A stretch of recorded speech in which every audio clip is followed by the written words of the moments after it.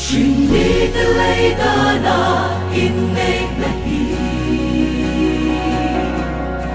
Tungkwan umalsom na niyakan siya Kan punaw tikara Mangay na lopas waktu At yang libin dusak na kanlane Inay dahil patatung ani Singfa tidur samay ani silo Kan longpui kan dusa Kan soy moy chi Alay rilber ero Kristani se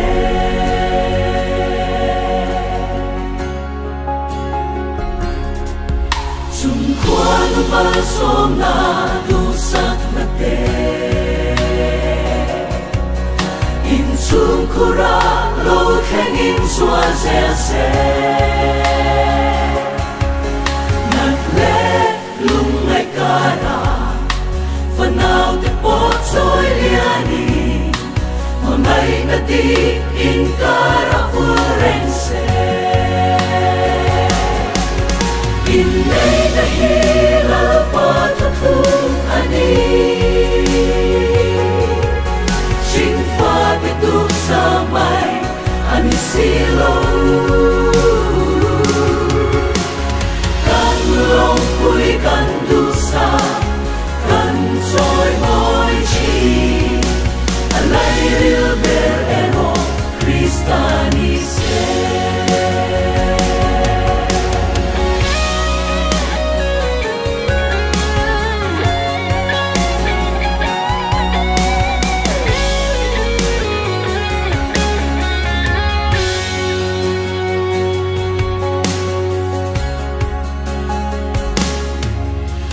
Sugatan hey hilo siya ila Pinpamaya linangit siya duni Swaki uite siyani Siya na po keng mase Aging lovang Krista insatsu Inay dahil patatung ani Singfa tidur samay ani silo Kan longpui kan dusa Kan soy moy chi Alay rilber eno Kristani se Alay rilber ero Kristani se